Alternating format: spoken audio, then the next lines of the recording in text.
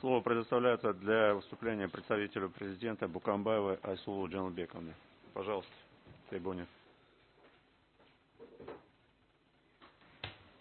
Уважаемый председатель, уважаемые судьи Конституционной палаты, на рассмотрение Конституционной палаты Верховного суда Кыргызской Республики рассматривается ходатайство Тимура Карабаева о признании частей 3-4 статьи 487, частей 2-3 статьи 488, части 1 статьи 489, частей 3-4 статьи 491 и части 5 статьи 492 Уголовного процессуального кодекса Кыргызской Республики неконституционными и противоречащими части 2 статьи 16, части 3 статьи 31, частям 1 и 2 статьи 40 Конституции Кыргызской Республики. Аппарат президента Кыргызской Республики признан по данному делу иным лицом. Предметом ходатайства Карабаева является положение Уголовного процессуального кодекса о заключении процессуального соглашения о признании вины без согласия потерпевшего, а также невозможности заключения процессуального соглашения о сотрудничестве и соглашения о признании вины с несовершеннолетним. В части заключения процессуального соглашения о признании вины без согласия потерпевшего заявитель указывает, что в настоящее время Уголовно-процессуальный кодекс создает ситуацию, когда государственный интерес прямо превалирует над частными интересами таких субъектов, как потерпевшие. Тем самым государство осознанно позволяет преступникам идти на признание вины и получить, к примеру, наказание, не связанное с лишением свободы, даже в ситуации, когда потерпевший не выражает на это свое согласие и выступает против такого подхода.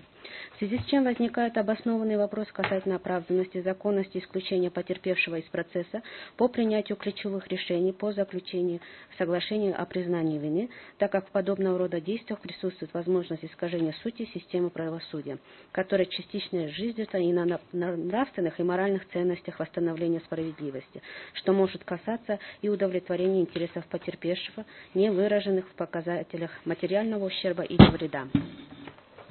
Относительно невозможности заключения процессуального соглашения о сотрудничестве с несовершеннолетним, обращающаяся сторона полагает, что оснований утверждать о наличии причин, не позволяющих несовершеннолетнему через своего законного представителя либо адвоката заключить соглашение о сотрудничестве, не имеется. Более того, эта норма открыто дискриминирует несовершеннолетнего обвиняемого или подозреваемого по отношению к совершеннолетнему путем лишения его определенных возможностей и привилегий, предусмотренных Уголовно-процессуальным кодексом, в случае заключения и утверждения судом процессуального соглашения о сотрудничестве. Внимательно изучив ходатайство Карабаева, отмечаем следующее. Сделка о признании в уголовном процессе относится к особенным порядкам его осуществления, которые являются новеллой уголовно-процессуального законодательства Кыргызской Республики. Предоставление прокурору возможности заключения сделки с подозреваемым, обвиняемым о признании вины указывает на переход к новой идеологии государства в сфере противодействия преступности с помощью договора, благодаря которому достигается определенный компромисс между государством и правонарушителем. В рекомендации 87-18 Комитета министров Совета Европы трактуются как способы процессуальной экономии, упрощения и сокращения процедуры рассмотрения уголовных дел, уменьшения сроков пребывания лиц под стражей, сохранения средств, которые расходуются на рассмотрение уголовного дела, снижения нагрузки судей. Этот правовой институт признан и широко применяется в уголовно-процессуальных системах Англии, Уэльса, Израиля, Индии, Италии, Канады, США и Франции. Он стал существенной и целесообразной частью системы уголовного правосудия Грузии, Молдовы, России, Казахстана, Украины. В соответствии с частями 1, 3, 4 статьи 487 Уголовно-процессуального кодекса Кыргызской Республики подозреваемым, обвиняемым вправе заявить ходатайство о заключении соглашения о признании по уголовным делам о менее тяжких и тяжких преступлениях. Соглашение о признании вины может быть заключено при наличии следующих условиях. Подозреваемый обвиняемый является совершеннолетним, и он осознает характер и последствия заявленного им ходатайства. Ходатайство было заявлено добровольно и после проведения консультации защитника. Подозреваемый обвиняемый не оспаривает подозрения, обвинения, имеющиеся по делу доказательства в совершении преступления, характер и размер причиненного им вреда. Соглашение о признании вины не может быть заключено с лицами, совершившими запрещенным уголовным законом деяния в состоянии невменяемости или заболевшими после совершения преступления психическим расстройством в отношении совокупности преступлений, и если хотя бы одно из них не соответствовало требованиям, предусмотренным настоящей статьей. Правовым последствием заключения такого соглашения о признании вины является рассмотрение уголовного дела в упрощенном порядке и смягчение наказания. В соответствии со статьей 80 Уголовного кодекса Кыргызской Республики при заключении заключения лицом соглашения о признании вины, суд назначает наказание, не связанное с лишением свободы, в пределах минимального размера наказания, предусмотренного санкцией конкретной статьи особенной части настоящего кодекса. В случае отсутствия санкций статьи наказания, не связанных с лишением свободы, наказание в виде лишения свободы назначается на одну категорию ниже, чем предусмотрена санкция конкретной статьи особенной части кодекса. Соглашение о признании вины заключается между подозреваемым, обвиняемым с прокурором как со стороны государственного обвинения. Именно сторона государственного обвинения обязана доказать виновность лица, привлекаемого к уголовной ответственности. Соответственно, этому лицу предоставляется право явить готовность и желание признаться в совершении преступления и начать отбывание наказания, достигается кратчайшим путем смягчения враждебности сторон в конфликтных ситуациях. При этом действительно для заключения соглашения о признании вины не требуется согласие потерпевшего. Данное обстоятельство исходит из положения статьи 488-487 Уголовно-процессуального кодекса Кыргызской Республики о порядке заявления и рассмотрения ходатайства о заключении соглашения о признании вины. Полагаем, что данное обстоятельство не ограничивает право потерпевшего в уголовном процессе. Так, наказание всегда связано с ограничением прав и свобод совершившего преступления лица, причиняющими ему страдания различного характера. Однако причинение физических страданий или унижение человеческого достоинства не является целью наказания, что определено частью 2 статьи 9 Уголовного кодекса Кыргызской Республики. Напротив, реформируемое уголовное законодательство при установлении наказания максимально исходит из принципа гуманизма, преследующего цель наказания исключительно достаточного для исправления и социализации. С этой же целью уголовный закон устанавливает массу процессуальных возможностей для смягчения назначаемого наказания. При этом наказание является мерой государственного принуждения, установленной уголовным законом, назначаемым по приговору суда от имени государства, означающую официальную государственную оценку совершенного преступления, что указывает на исключительную прерогативу государства определить конкретный вид и размер уголовного наказания. Этот принцип заложен в статье 80 Уголовного кодекса Кыргызской Республики о порядке назначения наказания в случае заключения соглашения о признании вины. Также необходимо подчеркнуть, что заключение соглашения вины заключается в случае, если подозреваемый, обвиняемый не оспаривает подозрения, обвинения и имеющиеся по делу доказательства совершения преступления. Характер и размер причиненного вреда, таким образом, право потерпевшего на возмещение вреда учитываются в полной мере. Безусловно, обеспечение восстановления прав потерпевшего от преступления является обязанностью государства. При этом данное положение одновременно не должно предполагать наделение потерпевшего правом предопределять пределы возлагаемой на лицо уголовной ответственности. Такое право в силу публичного характера уголовно-правовых отношений может принадлежать только государству, и в ином случае возможность более мягкого наказания ставится в зависимости от позиции потерпевшего.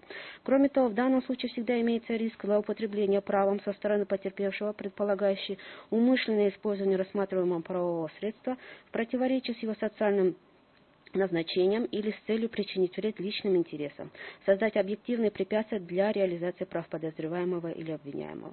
Одним из приоритетов реформированного уголовно-процессуального законодательства стало упрощение и ускорение уголовного судопроизводства при сохранении и усилении общепризнанных международных стандартов и принципов защиты прав человека и гражданина в национальном законодательстве. В свою очередь, институты процессуального соглашения, в том числе соглашения о признании вины, должны стать правовыми стимулами процессуальной экономии, снижения индекса тюремного населения, гуманизации уголовной репрессии, направленной на обеспечение эффективной реализации назначения уголовного судопроизводства. В этой связи необходимо учитывать актуальность рисков для имеющейся цели ускорения уголовного судопроизводства, в частности, распространенного и существенного фактора, приводившего к необоснованному затягиванию следствия судебного рассмотрения, неявки потерпевшего. Помимо прочего, соглашение о признании вины необходимо рассматривать вкупе с другими нормами уголовно-процессуального закона, предусматривающим право прокурора в удовлетворении ходатайства о заключении соглашения о признании вины либо отказе. При этом, учитывая условия заключения соглашения по согласию с размером и характером ущерба потерпевшему и право потерпевшего обжаловать судебные решения, в том числе и постановление об утверждении соглашения о признании вины, следует полагать, что позиция потерпевшего при заключении соглашения о признании вины все же будет приниматься во внимание прокурором.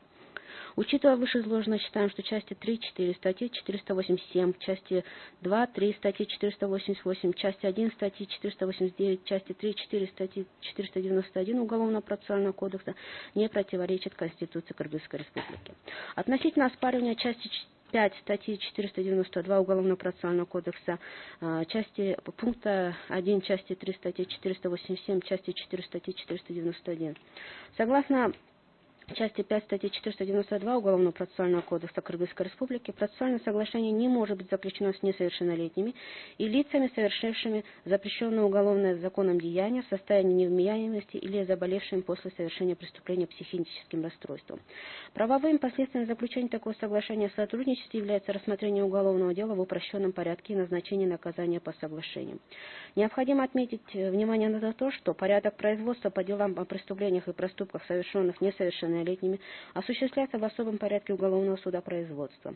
Система правосудия в отношении несовершеннолетних направлена в первую очередь на обеспечение благополучия несовершеннолетнего и соразмерность мер воздействия с особенностями личности правонарушителя и обстоятельствами правонарушения. Согласно уголовному законодательству, в отношении несовершеннолетних предусмотрены особенности мер уголовного правового воздействия, включая принудительные меры воспитательного характера и особенности наказания, которые значительно смягчены.